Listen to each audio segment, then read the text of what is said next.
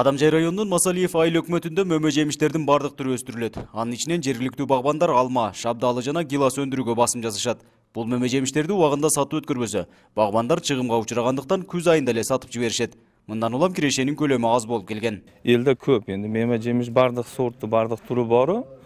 Храненеге местасы жок.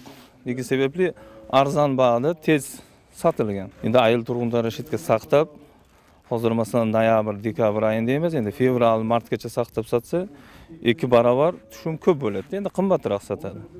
Shunga yaxshi bo'ldi. Ayilımizda mana shu keng katta, cho'ng muzlash qurilgani bu ayil turg'unlari bardigi quvonchda hozir. Эми багбандар өндүргөн продукцияларын суроо талап болгонго чейин сактаганга шарт түзүлдү. Айылга ээптин талаптарына жооп берген заманбап логистикалык борбор курулган. Мында 500 тоннага чейин айыл чарба продукцияларын сактоого болот.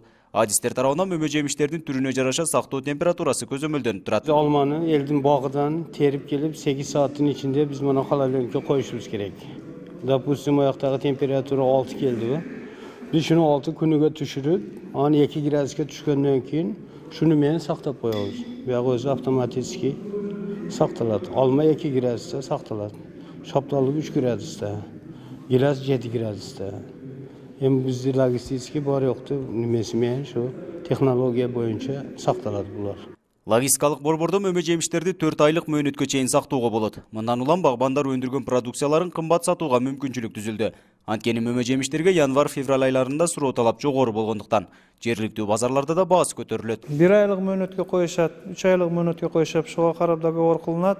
1 кило масалан мисалы алмага 1 сом устуга коюлат да, мисалы сакта 30 тонна, 100 тонна сактап берсе, фирма 100 миң алса, bunu 1 ay 2 ay saqtab erten fevralda satsa, azırkı күнгө караганда 15-20-30 сом кымбатыраак дыйкандарды сатат. Бирок айыл өкмөттө өндүрүлгөн алманын эле көлөмү 20 миң тоннадан ашат. Мындан улам бул логистикалык борборда жетишсиз болууда.